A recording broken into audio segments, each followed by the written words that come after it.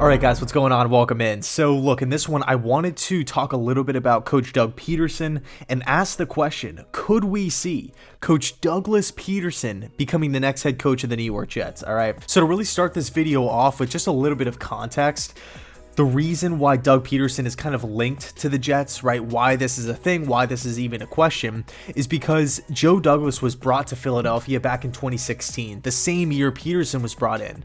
So they both took over in Philadelphia at the same time. Now, obviously, Joe Douglas was vice president of player personnel, and he was there from 2016 to 2019. So really, about the same time that Peterson and Douglas took over, that's when Philadelphia just surged, right? 2016, first year together, complete power move, trading up in the draft, going up and selecting a quarterback from North Dakota State, which was very unpopular at the time, right? There was, a lot of backlash. People were saying, how could you give up this amount of equity to move up to spot number 2 to get this unproven guy from like a non-Power 5, non-Group of 5 type of school, right? North Dakota State. But they stuck to their guns. They looked at their draft evaluation and they said, you know what? Carson's our future. They picked him and they entrusted Carson Wentz as the starting quarterback year one, right? His rookie year back in 2016, they went 7-9. Pretty solid season, to say the least. And then 2017 rolls around. Okay, not only do they just go 13-3 and Carson Wentz is playing like the MVP, but Wentz goes down, Nick Foles comes in, and they win the Super Bowl. All right, absolutely insanity.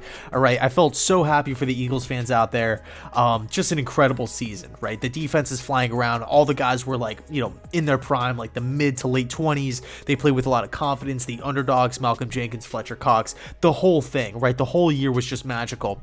2018, 9-7. Okay, not horrible, right? Above average.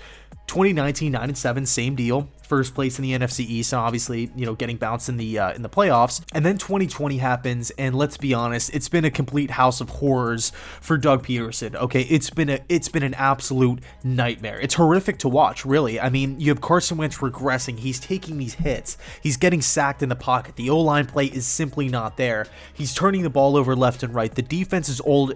It's older and slower. I feel like this Eagles team, it's so frustrating to watch, okay? Man, that guy, Carson Wentz, the guy that should have won MVP back in 2017, he should have been on the field for the Super Bowl championship. That guy is now benched for a rookie second-round pick in Jalen Hurts, and I'm actually excited to see how Hurts does this weekend, but that's beside the point. The point is, the Eagles were once up here, and they have came crashing down. So there's been a ton of speculation that the Eagles could part ways with Peterson after the year, right after this nauseating season, which would then open up a door for Peterson to possibly reconnect with his old partner in crime, Joe Douglas, one of the architects of the 2017 Super Bowl champion Philadelphia Eagles. So this is my take on Doug Peterson, okay? I like him. I like Coach Peterson. I think he's a really good coach in this league. I think when it comes to offensive football, he has a really good understanding of it. He knows X's and O's really, really well. He's a great leader of men. I think he knows how to attack a defense and really play that intellectual chess match with opposing defensive coordinators and defensive-minded head coaches out there. He can look at what a defense is doing and say to himself, you know what, this is where we can hit them, right? This is the Achilles heel, if you will, of the defense. But I do have issues. I do have 3 main red flags when I'm looking at Coach Douglas, okay? Number 1, defense. How much input does he actually have on the defensive side of the football? All right, it's probably going to be one of those situations, hypothetically speaking, say he gets fired from Philly and the Jets bring him in. He's probably going to do the same kind of thing that Adam Gase did with Greg Williams. Just, we're going to hire a really good defensive coordinator, a guy who's been around the league for a long, long time. Hell, it could possibly even be a Jim Schwartz. I could just see him bringing him over and just saying, run the defense. I have offensive football to worry about. I need to develop this quarterback. I need to develop Trevor Lawrence.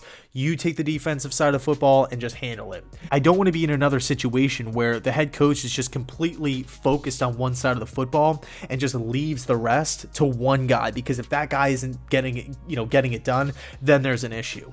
Number 2, self-awareness and situational football. And by that, I mean, these questionable play calls, I mean, like going for it on 4th and 2, 4th and 3 at midfield on the first drive of the game does not fly. I do not like that style of football, okay? Especially, you know, if there's a timeout involved and there's a huddle up and then you're taking the play clock all the way down to 3 seconds and then it's just so drawn out. The defense has so much time to rest. You know, if you want to go for it on 4th down, I get it. I like the aggressiveness, but there's a time and place. We can't do that every single drive. You know, this isn't Madden. You know, we're not playing with like online made up, you know, football players with no repercussions at all. Like the defensive players, they're real human beings with real thoughts and emotions and energy levels, okay?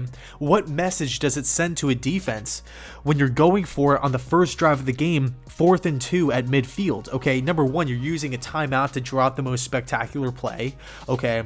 We're 3 minutes into the game. We're going for it. We don't get it. The defense gets a stop. So the opposing team now gets all the momentum. You're putting the defense in a tough spot because now they can't give up 15 yards or else the opposing squad is going to be in field goal range. You already used a timeout and now they need 10 yards, 15 yards. They kick a field goal. Now you're losing and you're deferring in the second half. And then to continuously do that throughout the game, I think it puts the defense in a really, really tough spot. And I'm not saying they go 0 for 30 on 4th down conversions, but I'm just saying, hey, situational football here, you know, sometimes it's best to just to live to see another day. Sometimes it's good to punt the ball and say, hey, you know what? If we don't get it here, man, like, you know, they only have to travel 40 yards for a TD.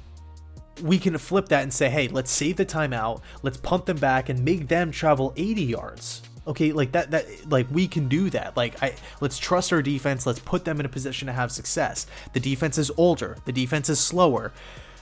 Again, there's injuries all over that Eagles team, and there frankly has been for like the last couple of seasons now. Let's put the Eagles defense in a good position to have success, all right? And there's actually a famous saying that that reminds me so much of Doug Peterson. It's live by the 3 and die by the 3. Sometimes these 4th down conversions work. Like I think the Philly special was on a 4th down. Sometimes they work. It definitely increases the probability of picking up a 1st down when you have 4 opportunities to do that. But sometimes I feel like just knowing the situation, where you are in the game, the magnitude of the game, sometimes it's important just to know, or sometimes it's important just to play it safe, if that makes sense. So my third and final concern that I've had with Doug Peterson, and this is something that I've just noticed personally, so I don't want to harp too much on it.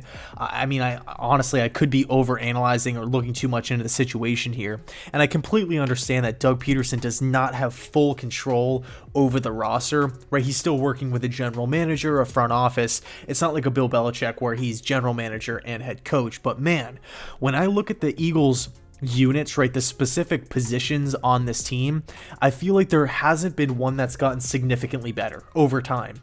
I mean, you look at, you just start breaking down the positional groups and you're like, you know, the offensive line, it was better back in 2017. Wide receivers, it was better back then. Quarterback, Carson Wentz, he was better back then. Yeah, they've acquired some pieces like Miles Sanders, like Darius Slay, but defensive back, still kind of an issue. Like what unit, what positional grouping here has gotten significantly better, has ascended, has trended upwards over time? I can't really find one.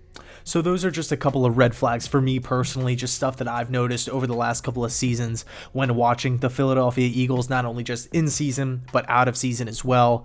And I know other people have their, you know, specific red flags and whatnot, but all in all, I got to be honest with you. If the Jets were to go out and hire Doug Peterson to be the guy moving forward, I would like it. I would support it. He's not my first option. He's probably not my second option, but there's a lot of candidates out there that I would much rather have Peterson over.